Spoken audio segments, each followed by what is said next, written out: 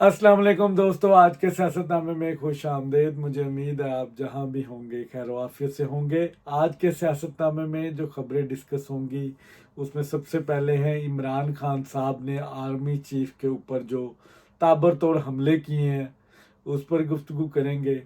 फिर पीटीआई के अंदर जो एक डिवीजन शुरू हो गई है, जैसा कि मैं पहले भी आपको अपने व्लॉग्स में बताता रहा हूँ, कोर कमेटी के इजलास की सारी रुदात अब वो ओपन भी शुरू हो गए हैं, जलसों में भी एक दूसरे पे लान तान कर रहे हैं, उस पर गुफ्तगू करेंगे। फिर 9 मई के मुल्जमान जो उनसे हैं वो रिहा होने शुरू हो गए हैं, इस पर भी थोड़ी सी गुफ्तगू होगी। और मियाँ नवाज शरीफ साहब कब अपनी चुप तोड़ेंगे, आज के व्लॉग में इस पर भी बात करूंगा। सबसे पहले आते हैं इमरान खान साहब के ऊपर।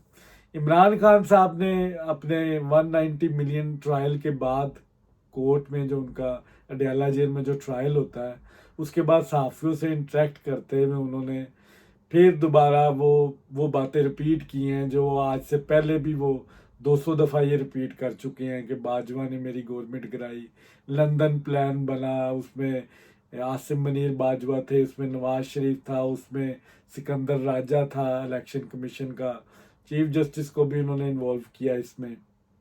फिर उसके बाद बाकी जो उनके इलेक्शन के हवाले से उनको जो सा वो निशाना एक प्लान के तहत जो सा वो बाहर किया गया। फवाद चौधरी का उन्होंने जिक्र किया कि फवाद चौधरी अगर को वादा माफ गवाह बनाने के लिए जो सा वो गिरफ्तार किया गया, अगर वो वादा माफ गवाह बन जाते तो उनको दोबारा गिरफ्तार ना किया जाता। शाह महमूद कुरैशी परवेज़ लाई का जिक्र किया कि आज अगर वो मेरे खिलाफ प्रेस कॉन्फ्रेंस कर दे तो उनकी जान खलासी हो जाएगी।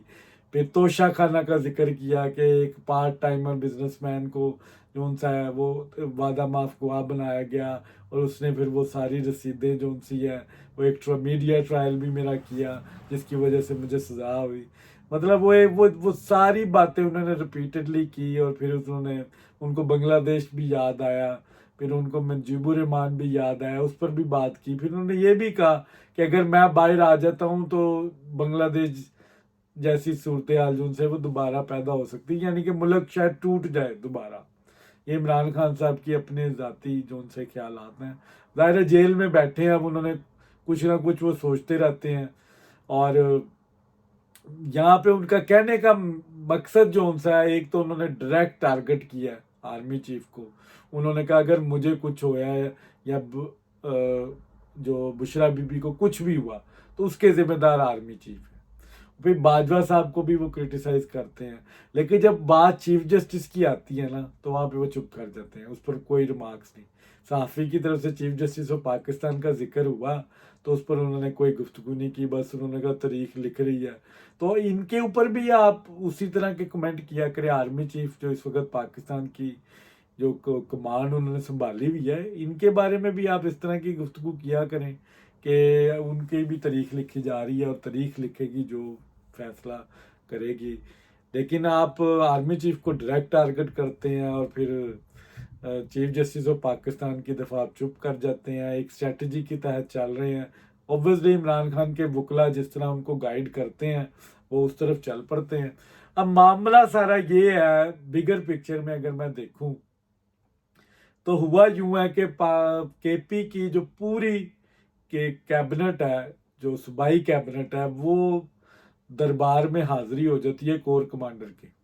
और उधर जो उनसा है वो बकायदा इजलास होता है और बकायदा उनसे पूछा जाता है कि आप हमें बताएं हमने करना क्या है, चलना कैसे है, ये गवर्नमेंट आपकी है और आपने ही चलानी। इस चीज़ को इमरान खान साहब जो उनसा है वो लाइक नहीं करते, क्योंकि इमरान साहब चाहते हैं मज़ामत हो और सिस्टम डिरेल हो, सिस्टम में प्रॉब्लम्स हो, और जितनी प्रॉब्लम ज़्यादा होंगी फिर वो मेरे पास आएंगे, घुटने टेकेंगे और मैं फिर डील के तहत जो सा वो बाहर आऊँगा।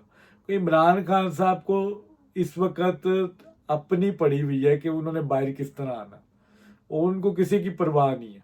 वो खुद बाहर आना चाहते हैं और वो चाहते हैं कि इस्टेब्लिशमेंट उनके साथ आके बैठे, डील करे, बात करे और मामला दुरुस्त हो।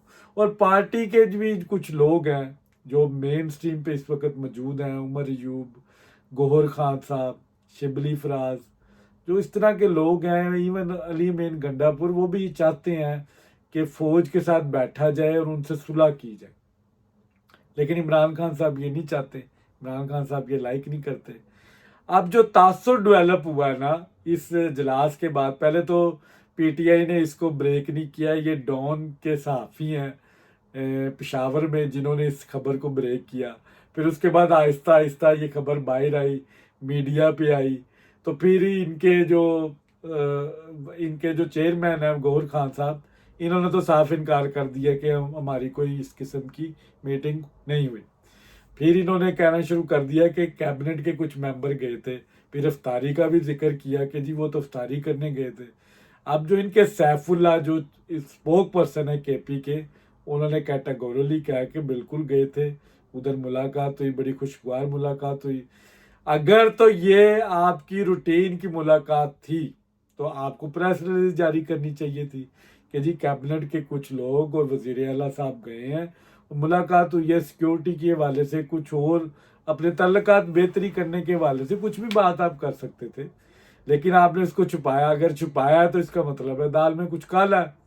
अब जो ये तासुर निकला ना इसके बाद, जो अब मीडिया में और पीटीआई के वर्करों में ये तासुर गया कि जी डील हो रही है और इमरान खान साहब जो उनसे हैं वो भी घुटने टेकने वाले हैं। अब ये तासुर निकला तो इमरान खान साहब ने कहा ये तो मैं नीचे मुझे शो किया जा रहा है कि मैं अपने घुटनों पे बैठ गया हूँ, मैं तो ये काम कर नहीं सकता। इस तासर को जाहिल करने के लिए उन्होंने आर्मी चीफ पे डायरेक्ट हमले किए कि जी आसिम मुनीर चोरों के साथ मिल गया, मुझे फौज से कोई इख्तलाफ नहीं है, क्योंकि आसिम मुनीर ने चोरों का साथ दिया है, इसलिए जो सा ये आसिम मुनीर सब कुछ करवा रहा है। मोहसिन नकवी का जिक्र किया कि वो उसराय बन गया है और वो इस वक्त पूरी पाकिस्तान को चला रहा है। और फिर इस तरह की उन्होंने बातें की कि शहबाज शरीफ साहब जो उनसे हैं वो फीते काट रहे हैं और बाकी जो इस्टेब्लिशमेंट के लोग हैं वही गवर्नमेंट को चला रहे हैं। तो इमरान खान साहब को अपना टाइम याद आ गया होगा कि वो जब वो वज़ीर आज़म थे तो उनकी गवर्नमेंट किस तरह चलती थी। बहरहाल ये इस गवर्नमेंट में और इमरान खान साहब की गवर्नमेंट में बड़ा फ़र्क है।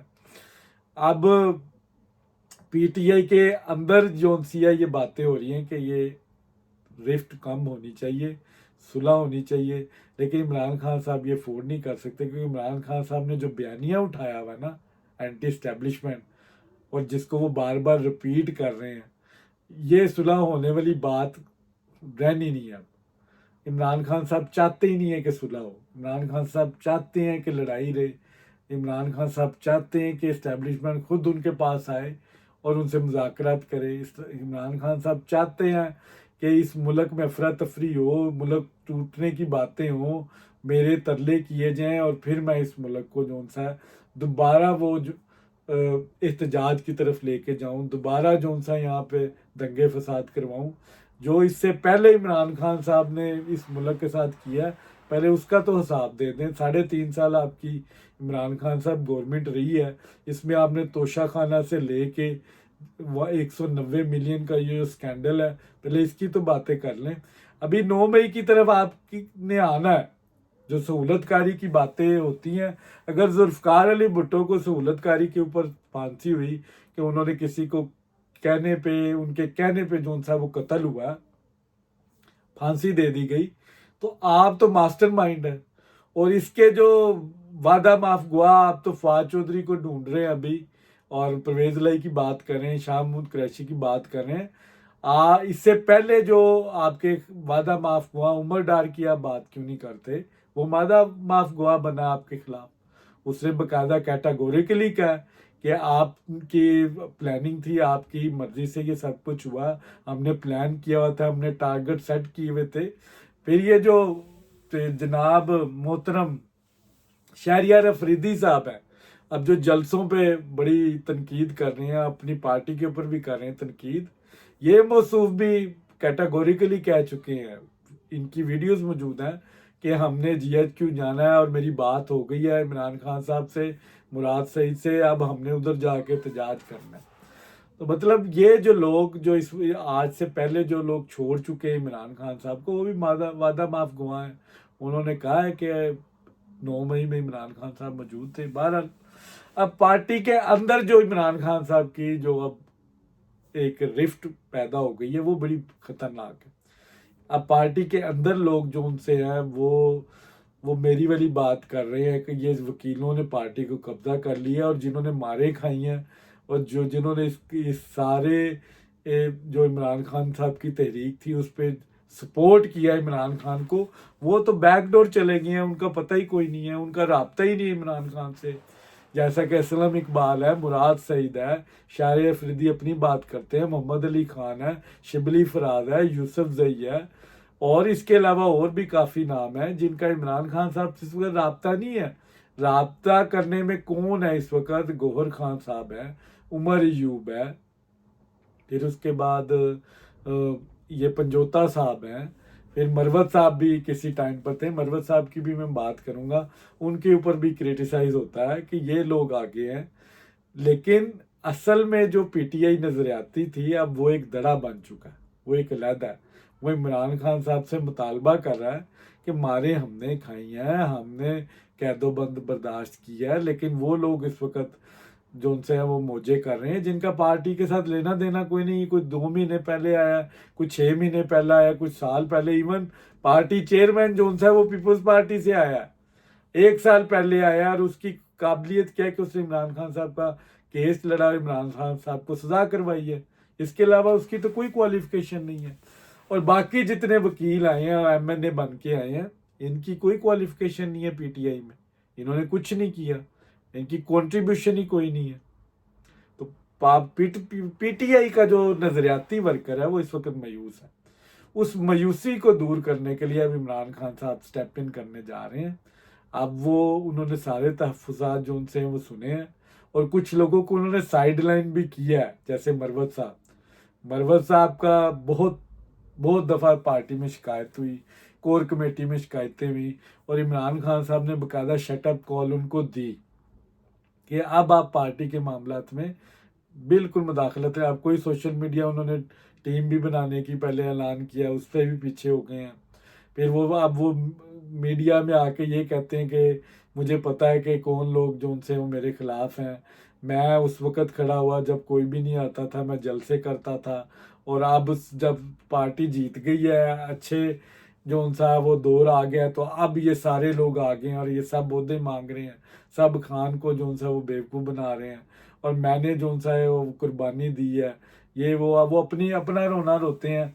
लेकिन जो नज़रियाती वर्कर है वो ये कहता है कि हम लोग जब गिरफ्तार थे, हम लोगों को जलसों की इजाज़त नहीं थी, हम छुपे हुए थे, डरे हुए थे, तब ये मरवत साहब किस तरह जलसे कर लेते थे?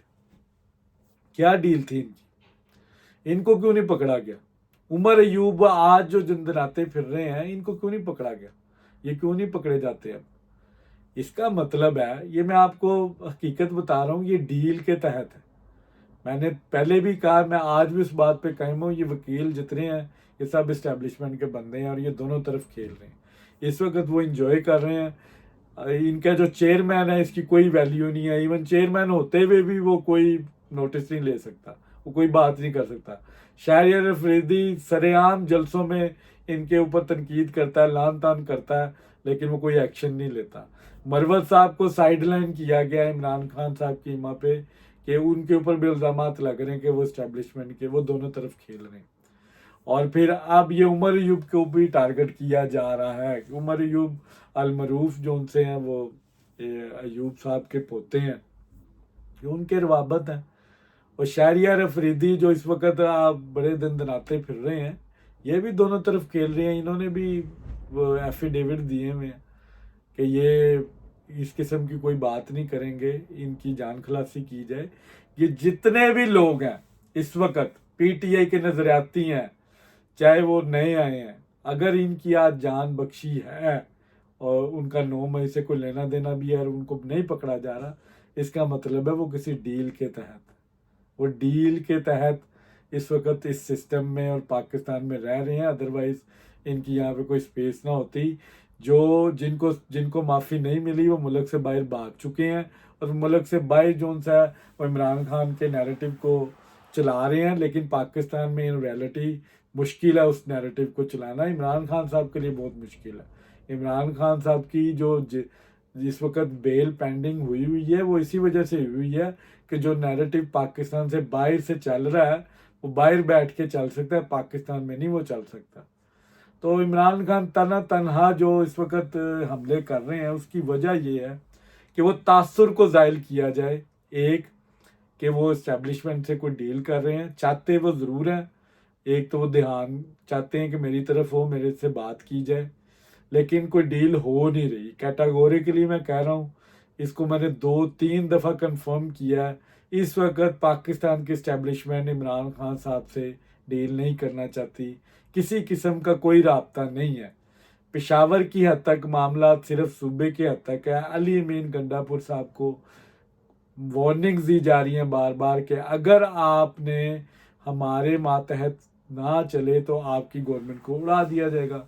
उनके खिलाफ भी रेफरेंस जोन साहब इस वक्त इलेक्शन कमीशन में पहुंच गया है कि उन्होंने इलेक्शन कमीशन की जोन सी है वो रूल्स की खिलाफ वर्जी की है। तो इन्हें अदालत की कार्रवाई भी शुरू हो चुकी है। तो अली अमीन गंडापुर तो चाहते हैं कि गवर्नमेंट चले।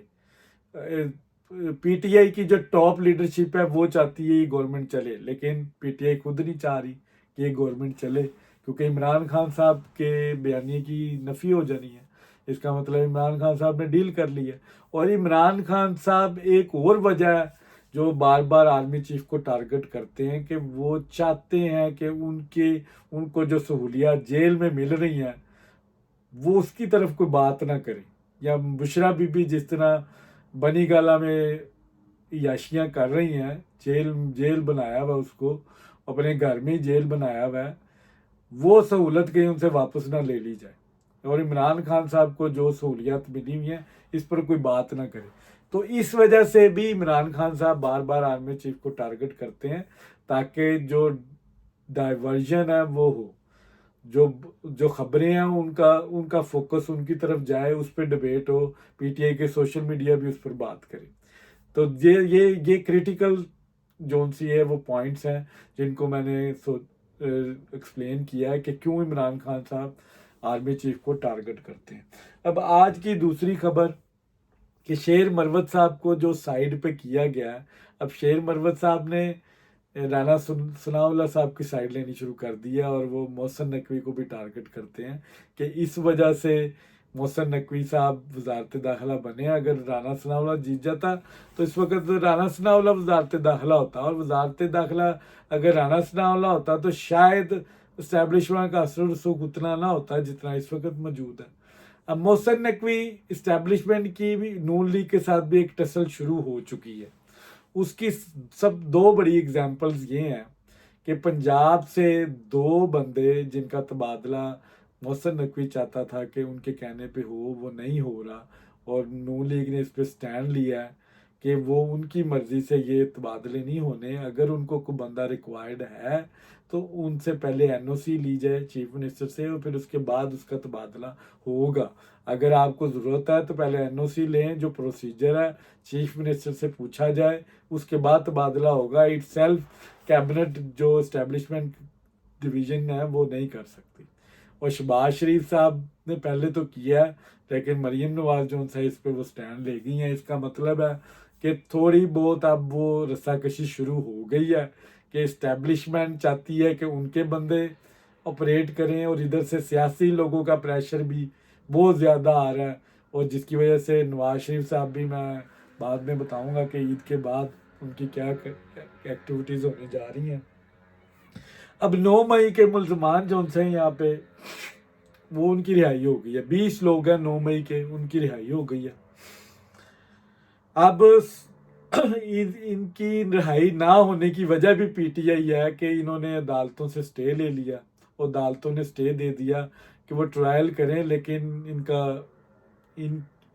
इनको आप इनकी सज़ा नहीं सुना नहीं सकते, बरी या मुजरिम आप करार नहीं दे सकते इनको, क्योंकि आपके पास जब तक हम आपको इख्तियारात ना दें, तो इख्तियारात ना देने की वजह से कुछ लोग जो मासूम थे और जो इस वक्त जो उनसे वो 20 लोग थे जिनकी लिस्ट भी आई थी सुप्रीम कोर्ट के पास, जिनको कहा गया कि उस बेंच ने कहा कि अगर तो वो कसूरवार नहीं है तो उनको इससे पहले छोड़ दीजिए।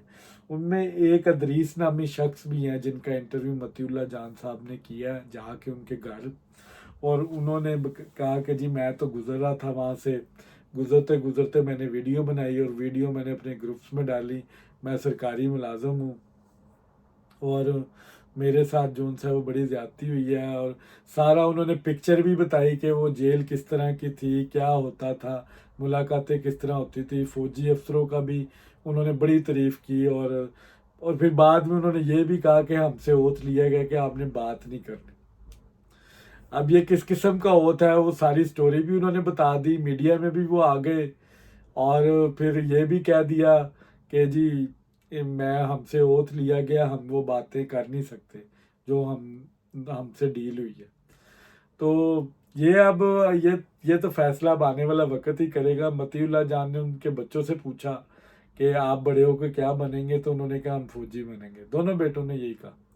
तो ये किस किस्म की विक्टिमाइजेशन हुई है, किस किस्म की उन्होंने उनकी माइंड ग्रूमिंग की है कि वो फौज के पास भी कैद रहे हैं ना हक, उनको एक महीना जो 1 साल सॉरी जो ना हक रखा गया, उनको मिलने नहीं दिया गया, उनकी फैमिली से बहुत कम मिलने दिया गया, और साथ में वो ये भी कह रहे हैं कि मैं इन्वॉल्व नहीं था, मैंने सिर्फ वीडियो बनाई है, मैं तो सिर्फ उस जगह पे मौजूद था जहाँ पे ये सब हो रहा था और ये मेरी रिस्पॉन्सिबिलिटी थी, मेरे कंडक्ट में था, मैं पहले भी ये काम करता रहा हूँ। इस तरह की उन्होंने बातें की हैं, और मुझे जो उनसे वो अदालत ने बरी कर दिया क्योंकि मैं इन्वॉल्व ही नहीं था इसमें। और मेरा बड़ा फेयर ट्रायल हुआ है, मुझे पूरा मौका दिया गया, गवर्नमेंट का मेरा वकील था, वकील का नाम नहीं बताया, ये बताया गवर्नमेंट की तरफ से वकील दिया गया।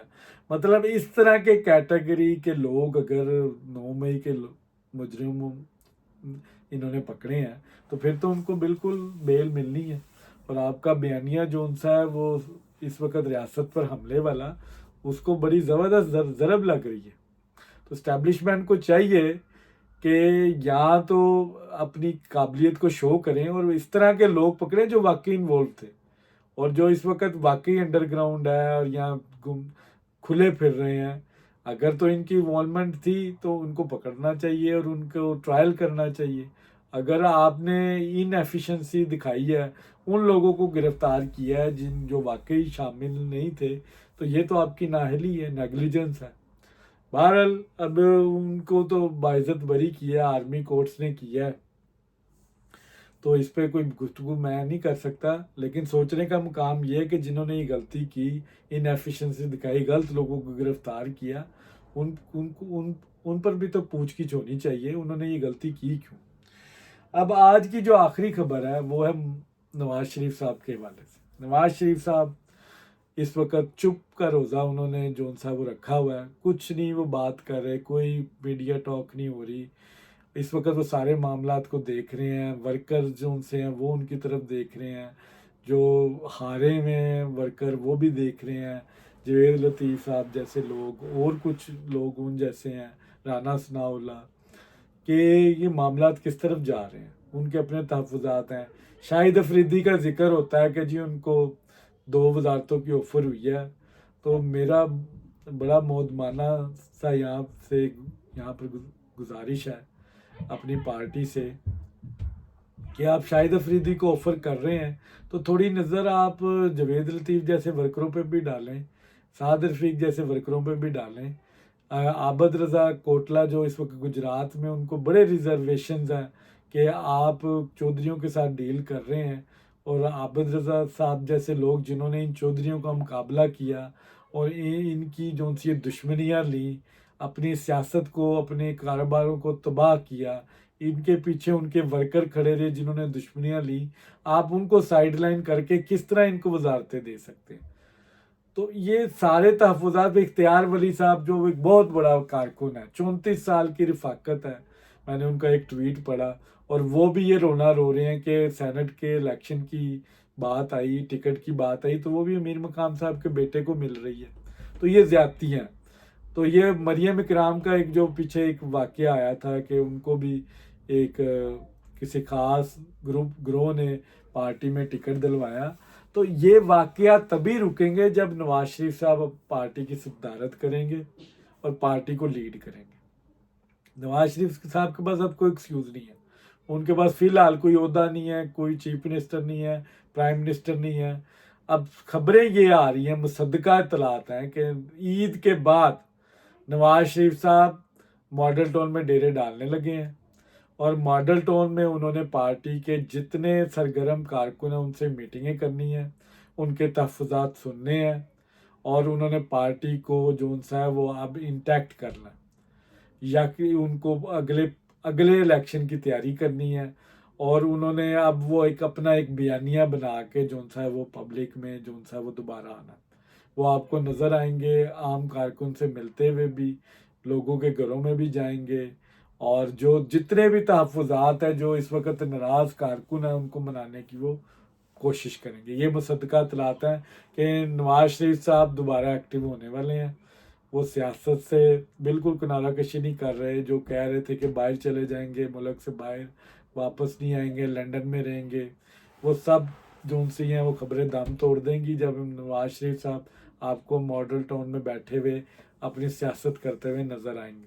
पंजाब गवर्नमेंट को भी वो अपने मशवरे देंगे, शहबाज शरीफ साहब को भी देंगे और इसके अलावा जो अपनी जो वो एक उनका सियासी कद है उसको भी वो यूज़ करेंगे। और जिस तरह जो तहफ़्फ़ुज़ात पार्टी के लोगों को हैं वो सुनने में आ रहा है, उनको सुना जाएगा, उसका ज़ाला दिया जाएगा। और जो एक्टिव लोग हैं जो पार्टी के साथ मुश्किल वक्त में खड़े रहे हैं उनको अकोमोडेट किया जाएगा। ये इमरान नवाज शरीफ साहब का प्लान है। और जो पीटीआई ने जो एक नैरेटिव बिल्ड किया है एंटी इस्टेब्लिशमेंट, उस पर भी वो बात करेंगे, अपने 16 महीनों का भी जिक्र करेंगे। तो नवाज शरीफ साहब कम बैक करने वाले हैं, अच्छी इतलात हैं। नवाज शरीफ साहब गिव अप नहीं करेंगे, फाइट करेंगे, सिस्टम में रह के सिस्टम के जो सी बेहतरी की बात करेंगे, विच इज़ पाकिस्तान की सियासत के लिए अच्छी चीज़ है। नवाज शरीफ साहब को आगे आना चाहिए और पार्टी की ये भी सुनने में आ रहा है कि वो पार्टी की कमान दोबारा संभालेंगे, वो पार्टी के तमाम मामलात वो खुद देखेंगे ताकि किसी भी किस्म की नेगलिजेंस ना हो और किसी को भी मेरिट के खिलाफ जो उनसा है वो कोई ओहदा ना मिले किसी भी किस्म का, चाहे वो गवर्नमेंट में है चाहे वो पॉलिटिकली है। तो नवाज शरीफ साहब का प्लान ये है कि उन्होंने पार्टी को अब इंगेज करना है, पार्टी को जो सा मजबूत करना है, ना सिर्फ पंजाब में, बलूचिस्तान में, सिंध में और केपी में। तो मुझे पूरी उम्मीद है कि नवाज शरीफ साहब जो उनसा है वो ये काम बखूबी करेंगे और उनका जो तजर्बा है 40 साल का वो उसको यूज़ करते हुए पार्टी को मज़ीद मजबूत करेंगे। ये था आज का व्लॉग। अगर आपको पसंद आया उसको लाइक एंड शेयर ज़रूर करें और अपनी राय ज़रूर दिया करें। बहुत शुक्रिया।